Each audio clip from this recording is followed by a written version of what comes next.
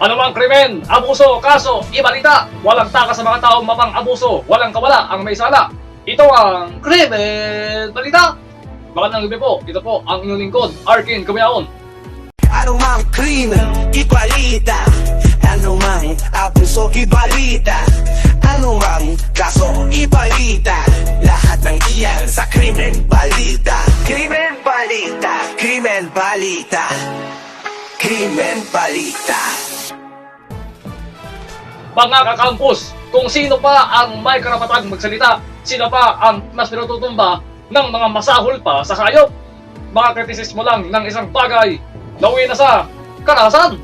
Isang political vlogger na makang-BBM na kritiko ng mga Duterte, walang awang pinaslang, pinagbabaril, kinitilan ng buhay, patay! Ano nga ba ang mitsa sa kanyang pagkamatay?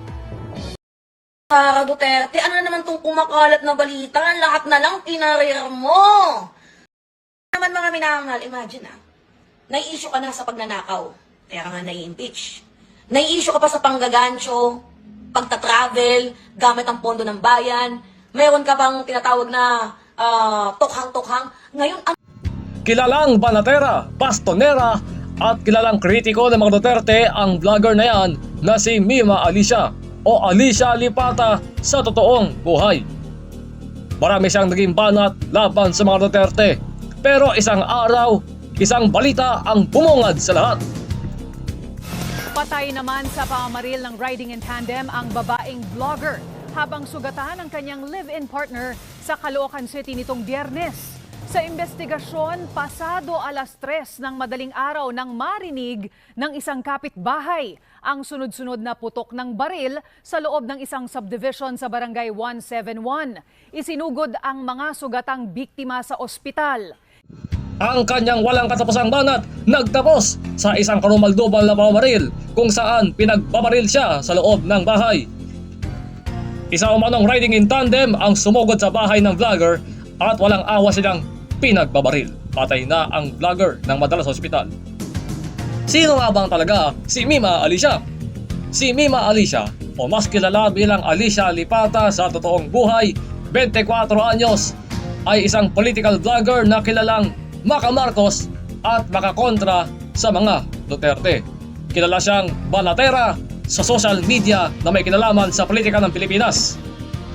Sinasabi raw umano na malakas daw siya sa mga opisyal na kumakontra sa korupsyon. Bago pa man ang pagpatay, nararamdaman raw ng vlogger na may sumusunod sa kanya habang pabalik sa kanyang bahay sa isang subdivision sa Caloocan. 2 hanggang 3 buwan nang nakatira si Mima Alicia sa naturang subdivision kung saan siya pinagbabaril. Ang pagkakaalam ko po, kararating lang nung biktima at ang sabi nila dito sa gate is nakasunod ang dalawang May makukuha pa kayang ebidensya sa kanyang pagkamatay? Alamin sa pagbabalik ng Krimen Balita! Krimen Balita. Krimen Balita. Krimen Balita. Krimen Balita. Krimen Balita. Krimen Balita. Samantala naman, balik sa pinangyarihan ng krimen sa Caloocan, 2 basyo ng bala ang nakuha sa bahay ng vlogger. Pero ang Northern Police District wala pang makuha o mahanap na ebidensya sa krimen. 3 grupo na ng mga kapulisan dito nagpa-review ng CCTV namin. Pero wala talaga silang nakita. Kaya tinatry naman ng mga kapulisan natin na pumunta pa sa ibang barangay.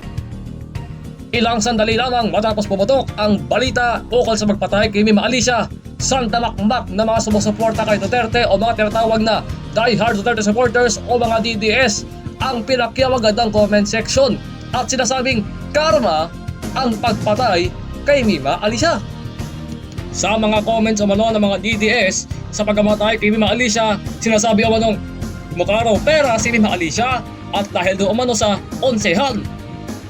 Higit sa lahat, isa sa mga comment ng isang tao na nasa comment section ay pinasasalamatan daw umano ang bumaril kay Mima Alicia.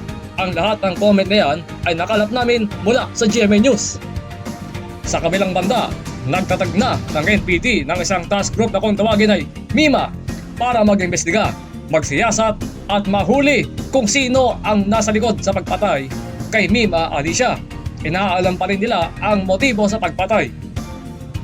Ang panawagan ng pamilya ni Mima Alicia ay hustisya dahil pinatay nila si Mima Alicia nang wala man lang kamuwang-muwang at walang awa at brutal. Samantala naman, ang ilang mga DDS ay natutuwa pa rin sapagkat pinagtatawanan nila at hindi na iginagalang pa kung sino ang pinatay. Kasalanan rin ito ng nagkakagulong dalawang dinastiya, ang Marcos at mga Duterte. Nagkakagulo na ang politika at nagkakalat na ang mga troll sa social media. Kung sino pa ang naglalantad at nagsasalita, sila pa ang pinapapatay ng mga masahol pa sa hayop. Baka kritisist pa lang ng isang bagay, pinapatay na agad at nauuwi na sa karahasan. Naway magsilbing aral ito sa lahat ng mga sumusuporta sa iisang politiko. Naway wag nang idaan pa sa karahasan ang pagsuporta sa iisang politiko. Pare-parehas lamang tayo ng iisang mithiin ang maging mapayapa, umayos at umadlad ang ating bansa nang hindi dumadaan sa karahasan. Sa pagiging ligtas sa anumang krimen, abuso, kaso, hindi ka nag-iisa, kakapos! Para sa inyong mga sumpong na nais may tampok, mangyaring mag-email sa campuswatchofficial@gmail.com. Ito po ang inyong lingkod, Arkin Juan David Cabeaon. Anumang krimen, abuso, kaso, ibalita niyan sa Krimen Balita! Krimen Balita. Krimen Balita. Krimen Balita.